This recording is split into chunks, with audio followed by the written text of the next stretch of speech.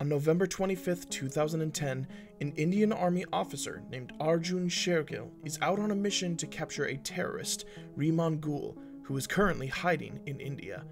As soon as his team breaks into the terrorist's hideout, Rehman's men have been informed about their intrusion. With this, an intense shootout takes place between the two opposing teams, which results in a huge number of casualties from both sides. In one of the rooms, Arjun comes across a boy named Hamid Gul, who is wearing a bomb in his body. He approaches the scared boy, deactivates the bomb, and eventually lets him go. But since they can't find Rehman there, Arjun declares to abort the mission. However, as they are about to leave, he notices these suspicious holes in a wall. Arjun goes with his gut feelings and tears down the wall, which reveals Rehman hiding behind it. Hence, the mission wraps up with the arrest of the deadly terrorist and saving everyone from the possible explosion. 12 years later, Arjun finally gets a chance to go back to his home. At the airport, he meets Aisha, a beautiful air hostess, and saves her from falling down the stairs. And by coincidence, they happen to fly the same flight. Now Arjun, being the Giga Chad, attempts to make his first move on her. As a result, this move fosters a romantic relationship between them in the following days.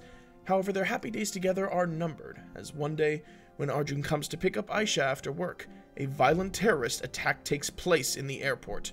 Arjun tries to fight off the attackers, but he's terribly outnumbered.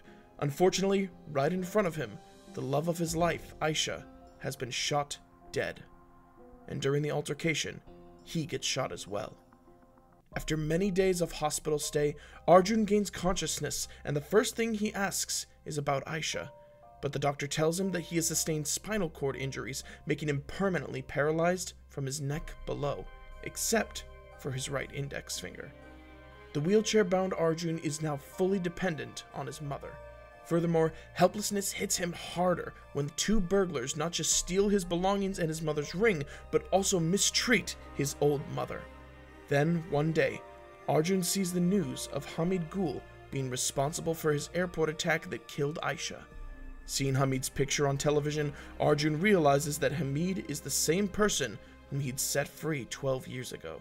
And on top of that, Hamid turns out to be the son of Rehman Gul. Meanwhile, many governmental officers gather together, hoping to find ways to deal with the ongoing terrorist crisis. The Defense Secretary, Vadraj Kumar Subramaniam, introduces the incorporation of artificial intelligence for the creation of a super soldier to fight off terrorist attacks. And for this, he requests the Prime Minister to approve a human trial. However, Dr. Saba Qureshi, the Super Soldier Program head, who has been working on the project for more than 7 years, rejects the idea of using any able-bodied person as her test subject. She claims that it's because the project doesn't align with the main objective of her research.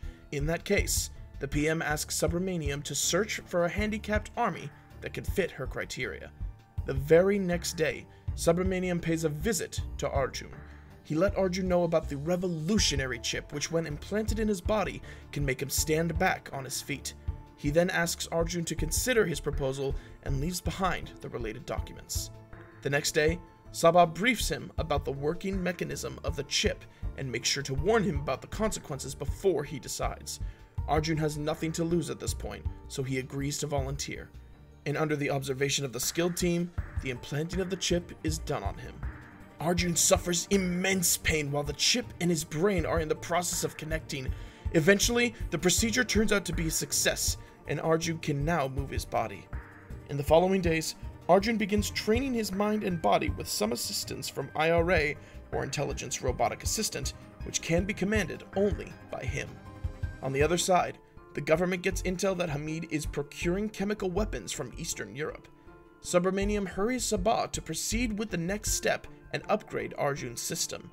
She forewarns him that it's too early to do so, but still follows his order.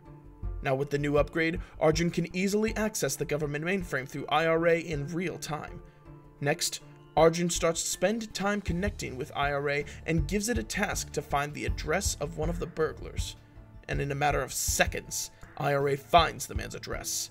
Then, Arjun goes to meet the man and decides to test his newfound ability. He easily subdues a gang after retrieving his mother's ring, and on top of that, IRA even helps him escape from the police. However, it soon shuts down when he loses consciousness after a fall. Since the complete synchronization has not been formed between IRA and his brain, IRA's ability is being hindered, and while Arjun is unconscious, he sees fragments from his past which appear to be real. Sabha tells him that if he won't regain his consciousness in such moments, he might enter into a coma. The next day, as decided, Sabha goes to the Parliament House to submit the progress report on the Arjun to the Defense Minister, whereas Subranium is also on his way.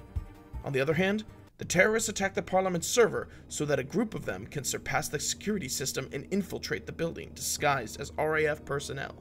The officer of the control room, being held at gunpoint and threatened in the name of his family, permits to let the fake RAF to enter when a guard tries to confirm their entrance. Now, the jammers are activated, and a number of boxes are loaded inside the building.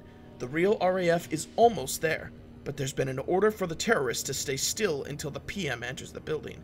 During the bonding session with IRA, Arjun learns that Hamid is in Delhi, to be specific, in the Parliament. So immediately contacts Subramaniam to inform him about Hamid's plan to attack the Parliament right away. At the same time, a blast is heard and the black smoke arises from the Parliament House. Arjun makes it to the house as soon as possible. Still, they have already begun the firing inside, and the terrorists even take control of the central control room. With the aid of a fully armored machine gun, the terrorists open fire, not allowing the outside force to break in, whereas the surviving hostages are taken to the central hall. Also, the PM is captured by tricking him to enter a room with the disguised terrorists. Meanwhile, the Parliament has been surrounded by the army from all sides, and an emergency meeting of the government officers has been called. Since the PM has been captured, the Home Minister, Digvijay Singh, would be the caretaker PM. Just then, Hamid contacts the officers to make his demands. His first demand is for the government to retrieve all their surveillance choppers and the commandos in 10 minutes, and in return, he promises to free 50 hostages.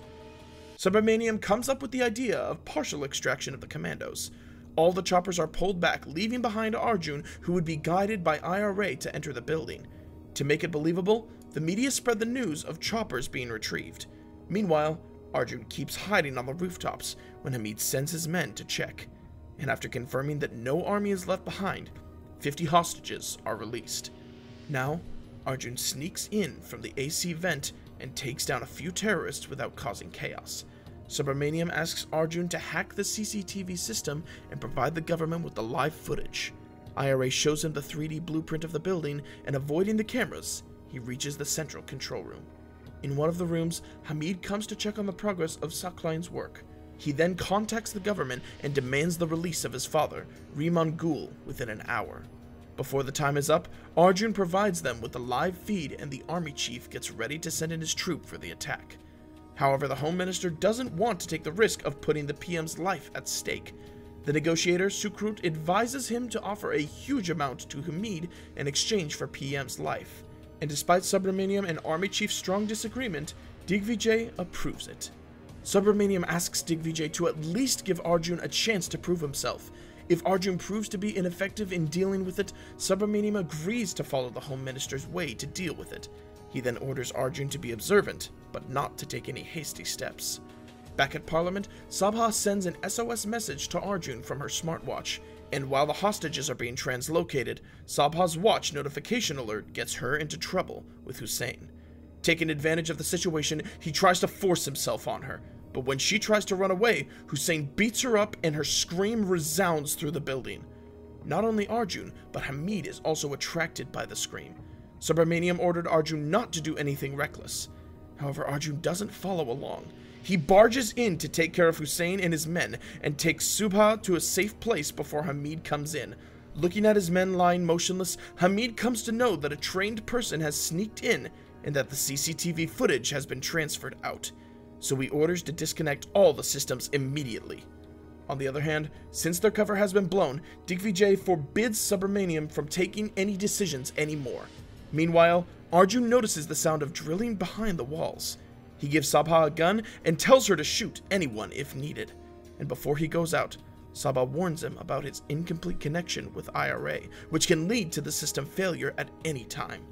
When called out by Hamid, Arjun reveals about their encounter 12 years ago. Hamid once again contacts the government, and they offer him the money.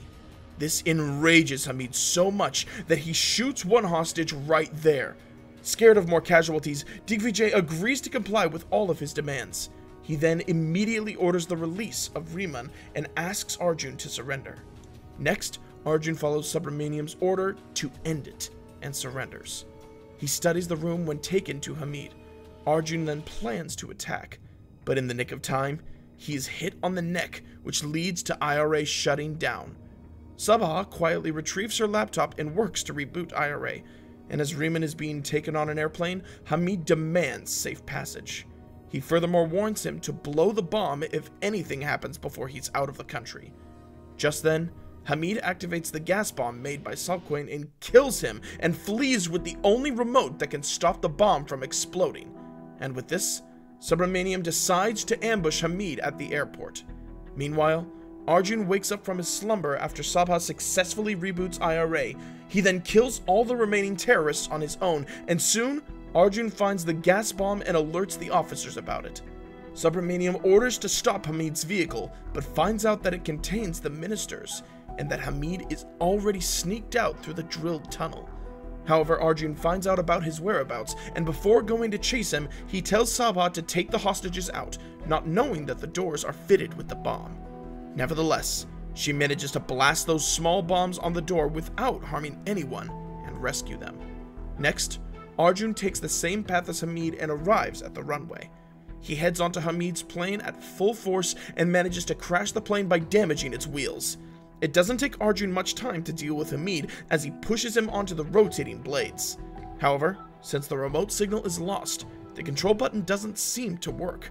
And with the assistance of IRA, he cuts the said wire and deactivates the bomb, saving the entire city from a terrible blast. Finally, their synchronization reaches 100%. At last, the dreaded terrorist Rehman Gul gets killed by the NSG commandos in midair by throwing him off the flying airplane.